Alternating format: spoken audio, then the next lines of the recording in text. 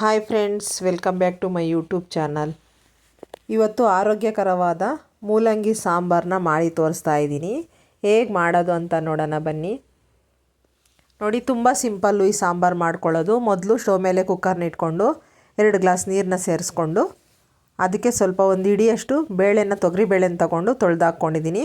ನಂತರ 2 ಟೊಮೊಟೊ ಹಾಕ್ಕೊಂಡಿದ್ದೀನಿ. ನಾಟಿ ಟೊಮೊಟೊ ಸೇರಿಸ್ಕೊಂಡಿದ್ದೀನಿ ನೋಡಿ ನಾನಿಲ್ಲಿ. ಮತ್ತು 1 ಗೆಡ್ಡೆ ಬೆಳ್ಳುಳ್ಳಿ, 1 ಈರುಳ್ಳಿನ ಹಾಕ್ತಾಯಿದ್ದೀನಿ. ಮೊದಲು ಇದನ್ನು ವಿಸಿಲ್ ಹಾಕ್ಸ್ಕೊತೀನಿ ಬೇಳೆ ಬೇಯೋದಕ್ಕೆ. ಕುಕ್ಕರಲ್ಲಿ ಮಾಡೋದ್ರಿಂದ ತುಂಬ ಸುಲಭ ಇರುತ್ತೆ ಅಂತ ಕುಕ್ಕರಲ್ಲಿ ಮಾಡ್ತಾಯಿದ್ದೀನಿ ನೋಡಿ. ಈಗ ಬೆಂದಿದೆ.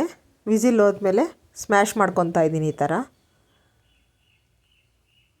ಈ ಥರ ಸ್ಮ್ಯಾಶ್ ಮಾಡಿಕೊಂಡು ಈಗ 4 ಮೂಲಂಗಿನ ಕಟ್ ಮಾಡಿ ಇಟ್ಕೊಂಡಿದ್ದೀನಿ. ಮೂಲಂಗಿ ಸೇರಿಸ್ಕೊತಾ ಇದ್ದೀನಿ ಸಾಂಬಾರಿಗೆ. ಈಗ 1.5 ಟೀ ಸ್ಪೂನು ಸಾಂಬಾರು ಪುಡಿ ಹಾಕ್ತಾಯಿದ್ದೀನಿ. ಬೇಳೆ ಸಾಂಬಾರಿನ ಪುಡಿ.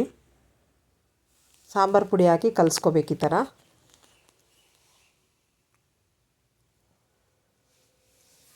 ಈಗ ಸ್ವಲ್ಪ ನೀರು ಸೇರಿಸ್ಕೊತಾ ಇದ್ದೀನಿ. ತುಂಬ ನೀರು ಹಾಕಬೇಡಿ, ತೆಳುವಾಗಿಬಿಡುತ್ತೆ ಮೂಲಂಗಿ. ಈಗ ರುಚಿಗೆ ತಕ್ಕಷ್ಟು ಉಪ್ಪು ಹಾಕಿ 1 ವಿಸಿಲ್ ಹಾಕ್ಸ್ಕೊಂಡಿದ್ದೀನಿ. ಈಗ ವಿಸಿಲ್ ಹೋದ್ಮೇಲೆ ನೋಡಿ ಈ ಥರ ಬಂದಿದೆ ಸಾರು. ಈಗ ಒಗ್ಗರಣೆ ಮಾಡ್ಕೊಳ್ಳೋಣ ಸಾಂಬಾರಿಗೆ. ಮೊದಲು ಒಂದು ಬಾಣಲಿನ ಇಟ್ಕೊಂಡು ಎಣ್ಣೆನ ಹಾಕ್ಕೊತಾ ಇದ್ದೀನಿ. ಎಣ್ಣೆ ಕಾದ್ಮೇಲೆ ಸಾಸಿವೆ ಹಾಕ್ಕೋಬೇಕು.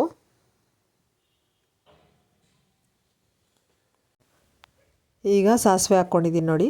ಸಾಸಿವೆ ಚಿಟಪಟ ಅಂದಮೇಲೆ ಈರುಳ್ಳಿ ಹಾಕ್ಕೋಬೇಕು. ಜೀರಿಗೆ ಹಾಕ್ಕೊಂಡಿದ್ದೀನಿ ನೋಡಿ, ಅರ್ಧ ಟೀ ಸ್ಪೂನ್ ಜೀರಿಗೆ. ನಂತರ ಈರುಳ್ಳಿ 1 ಕಟ್ ಮಾಡಿ ಹಾಕ್ಕೊಂಡಿದ್ದೀನಿ ಸಣ್ಣದಾಗಿ. ಕರಿಬೇವು ಮತ್ತು ಒಣಮೆಣಸಿನ್ಕಾಯಿ ಹಾಕ್ಕೊತಾ ಇದ್ದೀನಿ.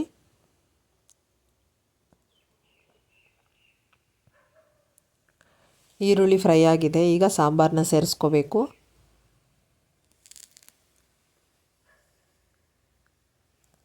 ಸಾಂಬಾರನ್ನ ಸೇರಿಸ್ಕೊಂಡು ಕೊನೆಯಲ್ಲಿ ಕೊತ್ತಂಬರಿ ಹಾಕ್ಕೊತಾ ಇದ್ದೀನಿ. 1 ನಿಮಿಷ ಕುದಿಸ್ಬಿಟ್ಟು ಆಮೇಲೆ ಕುಕ್ಕರ್ಗೆ ಸಾಂಬಾರನ್ನ ಸೇರಿಸ್ಕೊಂಡಿದ್ದೀನಿ ನೋಡಿ. ಈಗ ಚೆನ್ನಾಗಿ ಬೆಂದಿದೆ. ಅನ್ನದ ಜೊತೆಗೆ ಮತ್ತು ಮುದ್ದೆ ಜೊತೆಗೆ ತಿನ್ಬೋದು, ಚೆನ್ನಾಗಿರುತ್ತೆ.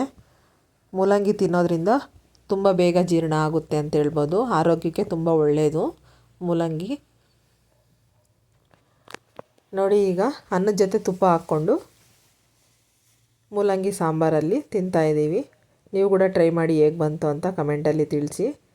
ನಮ್ಮ ಚಾನಲ್ನ ಇನ್ನೂ ಯಾರು ಸಬ್ಸ್ಕ್ರೈಬ್ ಮಾಡಿಲ್ಲ, ಪ್ಲೀಸ್ ಸಬ್ಸ್ಕ್ರೈಬ್ ಮಾಡ್ಕೊಂಡು ನೋಡಿ.